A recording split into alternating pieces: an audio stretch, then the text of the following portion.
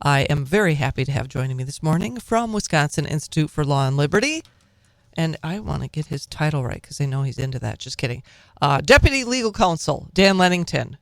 I joked with Dan. I joked with Rick Essenberg last week that he was the Grand Poobah or something like that, and Yeah. I can't remember if that was specifically what he said, or Big Cheese, or I don't know, something like that. But we had a good chuckle over it.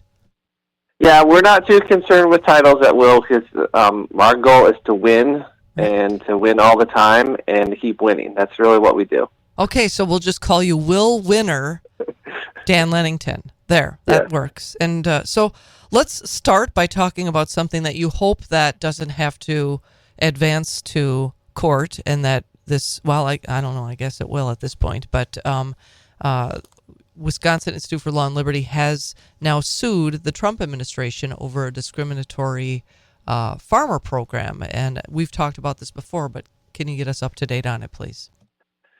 Yes, this is a series of Biden-era programs which gave benefits to farmers who were not white men, special insurance coverage programs, special loan guarantees, special grant programs.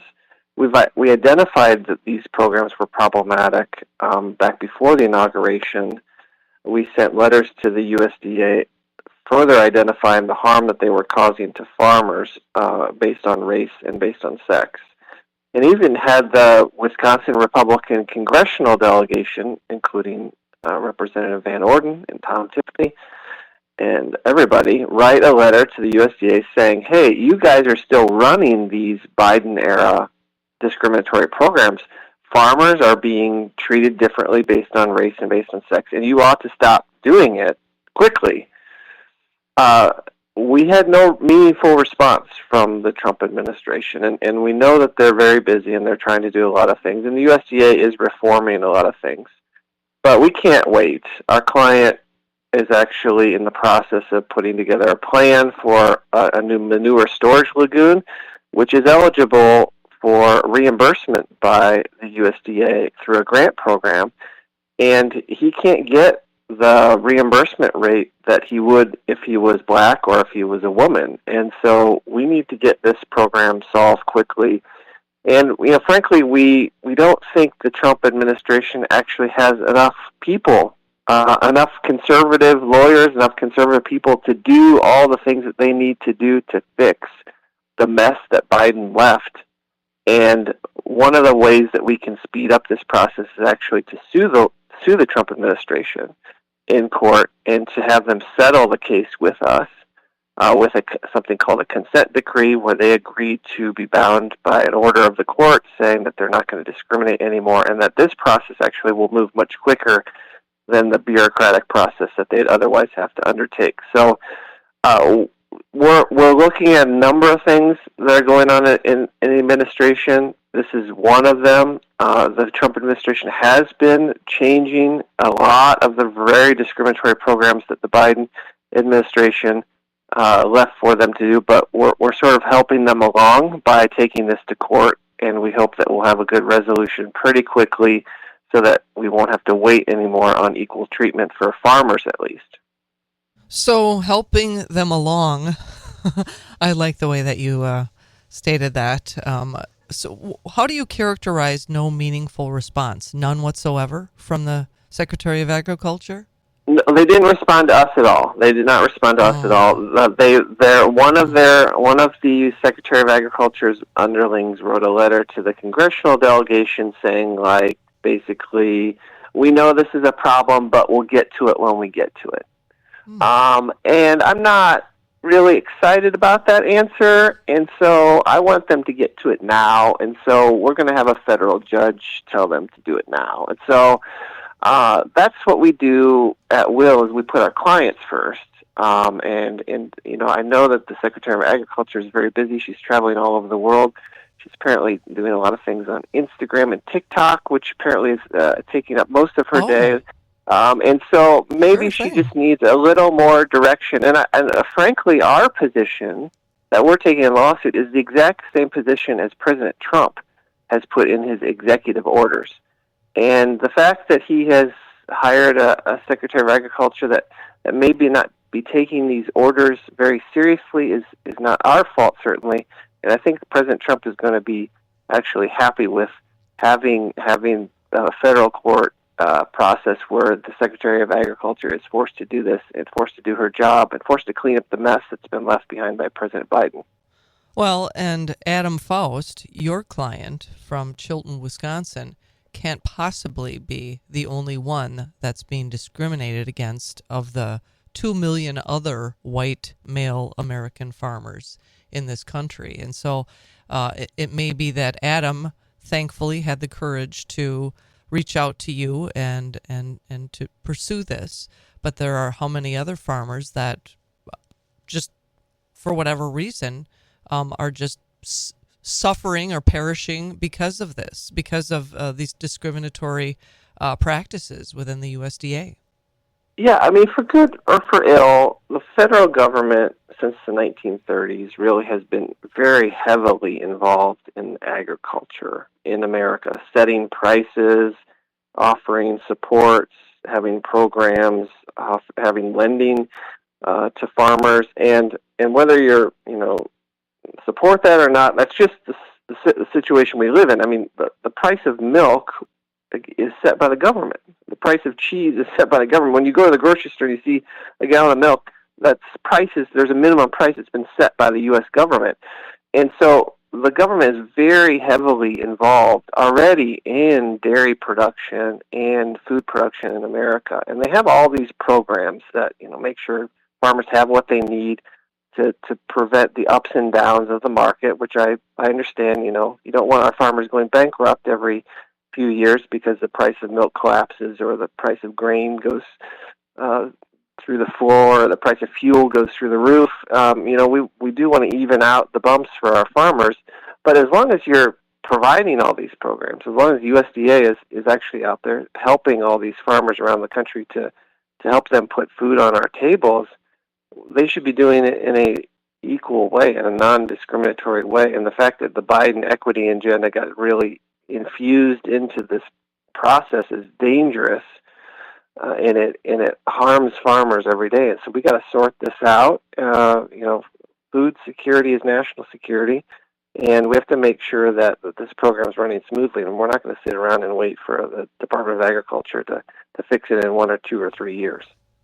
So this next story is kind of exciting because our mutual friend, Matt Kittle, who writes for The Federalist, has been an award-winning investigative reporter, and your client, on behalf of Matt, and I'm sure many other news reporters, investigative reporters, will sued was it the FBI that you sued? Yeah. Okay, so yeah. Can you talk a little bit, because it has to do with the Nashville shooter and their unwillingness to release the manifesto.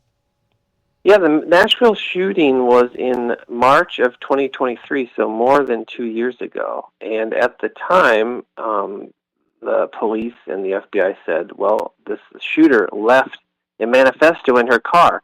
Now, she was killed at the scene by officers after she killed 3 school employees and 3 little kids. So she's gone. No one ever claimed that there was some sort of conspiracy or there were some other shooters. But they withheld this manifesto for over 2 years because they claimed that there was an ongoing criminal investigation, which never made any sense to us. What are they exactly investigating? This transgender person goes into school, shoots up kids, kills kids and teachers, and then is killed herself. What is there to investigate that the manifesto would impede the investigation? We know that the manifesto, they said, had the motivations of the killer in it. And so we sued, and the Biden administration fought tooth and nail to prevent the release of that manifesto, while other manifestos were quickly released. Whenever there was a white supremacist shooter or a shooter that was easily labeled as someone who was not a liberal, progressive liberal or something like that, FBI was quick to release those. But whenever the shooter was somebody like a transgender person, all of a sudden, they didn't want to release the manifesto. They thought it would somehow hurt the transgender community or whatever policy priorities they have, which is a ridiculous reason to withhold a public document like that. And so once the Trump administration came in, we went to Kash Patel, the new FBI director, and we said, look, let's settle this case. Let's get this manifesto out because there's no good reason to keep it hidden from the public. And they agreed with us. We released the manifesto. It's out on the internet now. It shows exactly what the Biden administration was afraid you were going to see, that this shooter did this because she hated white people, and being a white person herself. She had all this racist ranting and ravings about white people and about little kids being part of this whole white conspiracy, and it it really painted our current education system in a bad light, that this young girl was infected with all these transgender ideologies and these racist ideologies from school, and that that and a number of other issues turned her into a school shooter. And it was, this girl who was a shooter was a victim of modern progressive ideology that infected her brain and caused her to hate and want to murder because of a political ideology that was spread through the public school system, or the school system in general. And so now it's out. The FBI has agreed actually to release more. She had some more writings in her room, which will be coming out in the next couple of weeks. But we at least have the original manifesto that was in her car, which details this. And it's important for the public to know why shootings happen, what motivates school shooters. And we have, since Columbine, parents and law enforcement have always been interested to know, for right reasons, why school shooters do what they do. And it's really important to be very transparent on this, because being not transparent on a thing like school shooting leads to conspiracy theories. And we don't need conspiracy theories out there, harming the public and leading them down the wrong path about what actually happened, especially with the matter of public safety. All right. So on the topic of transgenderism, yesterday was, I guess I'll say, a victory for reality.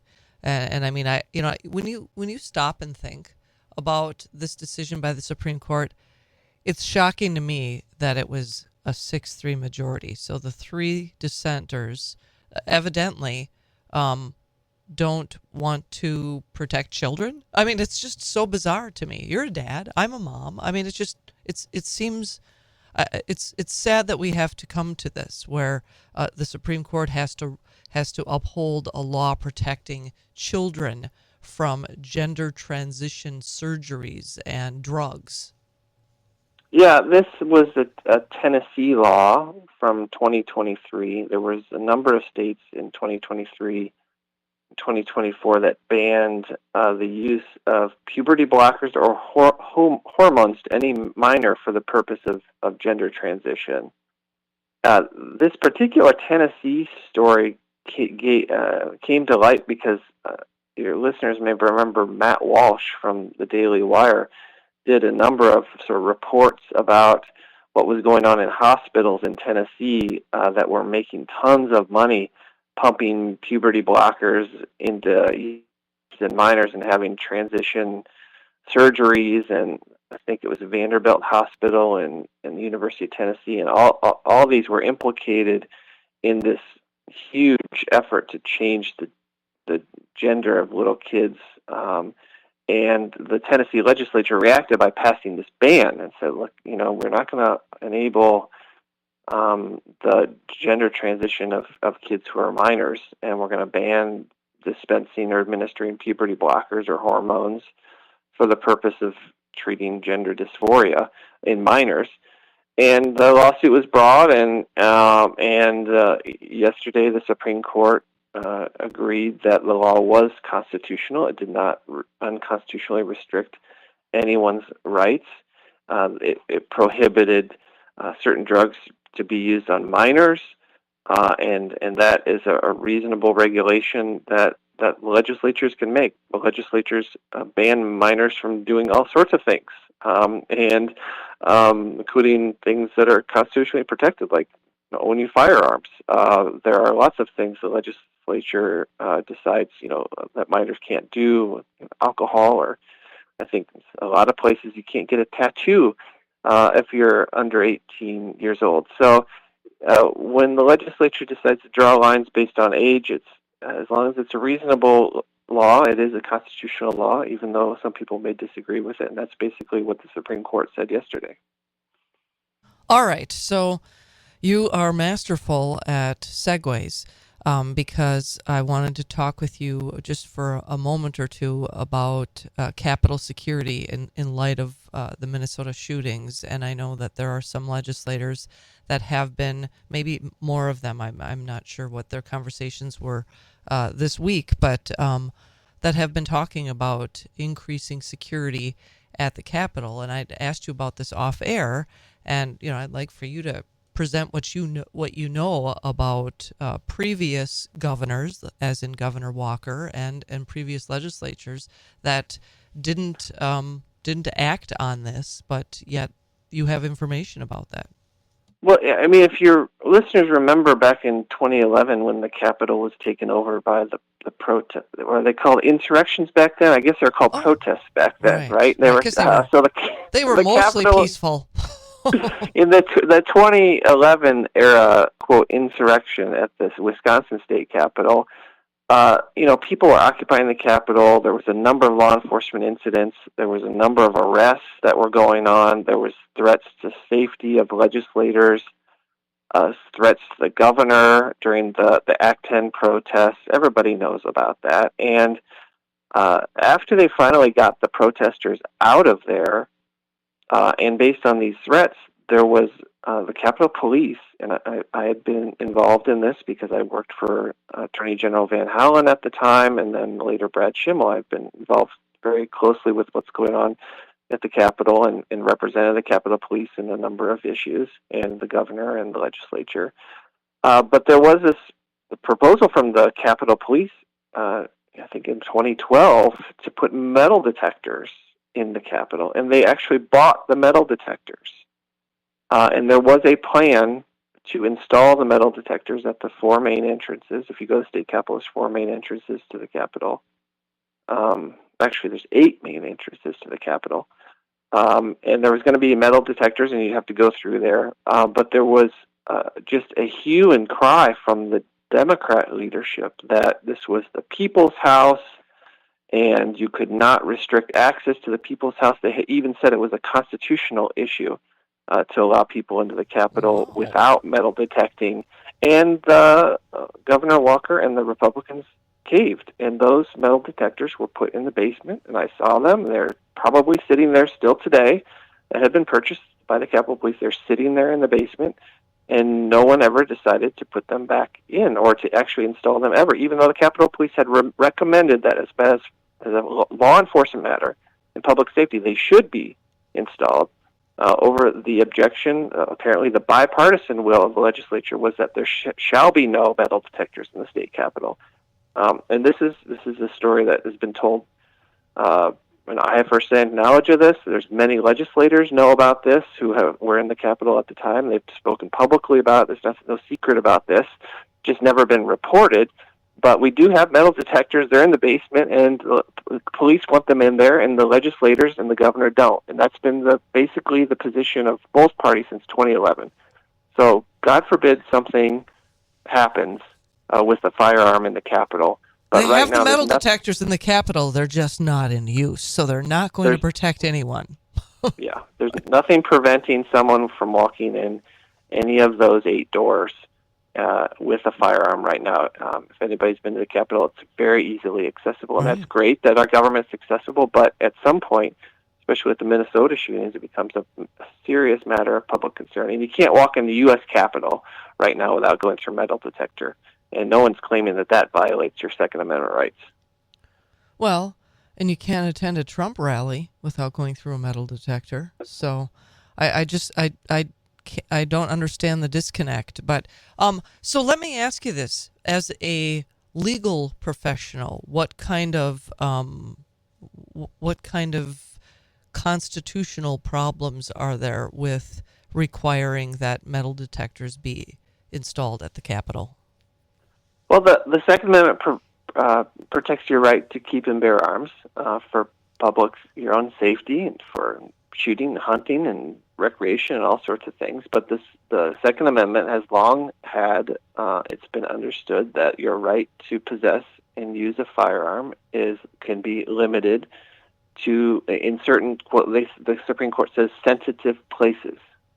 And this has been, as a matter of original interpretation of this Second Amendment, goes back before the founding of America, back into English common law, the idea that there are certain places that you can protect yourself, you can have a right to bear arms, but there are certain places you can't bring your weapons. If you were in jolly old England and you had a sword, you couldn't bring it into the king's, chamber. You couldn't. There were certain places where you weren't allowed to bring your weapon or your firearm, and that's an entirely reasonable and constitutional and an originalist position, and that's why we can't bring guns into courtrooms. In many places, we can't bring guns into Congress, or we can't walk into the front door of the White House with a firearm for reasons that those are particularly sensitive places. And although that exception, we don't want to make that exception broader than it needs to be, it does exist, and if it protects anything, you would think it would protect a state house or a legislature or Congress or a courthouse, and those are sensitive places. And we see, many state legislatures have, metal detectors. I used to work in the Oklahoma legislature, and they had a metal detector back in 2008 when you walked in there. So it's not unusual at all. It doesn't infringe on anyone's constitutional rights to see. You can't bring a gun into Robin Voss's office. That's like, obviously it doesn't affect your constitutional rights. So I think the legislature really needs to think carefully about this before something bad happens.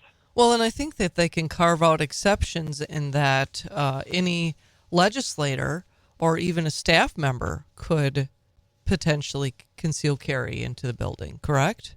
Yes, you could make exceptions for it. It's just a matter of whether you're being reasonable and whether the legislature is in fact a sensitive place, and it is. And you can make reasonable restrictions to prevent strangers coming in with firearms. And if they want to make exceptions for legislators and say that them and their staff can bring in firearms, that's going to be totally fine. But just to say, like, I have the Second Amendment right to take my gun wherever I want to is actually not true. You can't walk into an elementary school with a handgun. So there's all sorts of rules about how we appropriately use handguns and firearms, and I think people who are legitimate members of the firearm community know that firearm safety is exceedingly important, and they take their responsibility very seriously to be safe with their firearms, and they would know particularly there are certain places where it would be inappropriate to take a firearm. And we're not just talking like movie theaters and malls or things like that. We're talking about really, really sensitive places like legislatures and courthouses. Dan Lennington, as always, thanks for Will Winner. Dan Lennington, thanks for joining me. I appreciate it. Keep up the great work. Very grateful, honestly, very grateful for all that you do.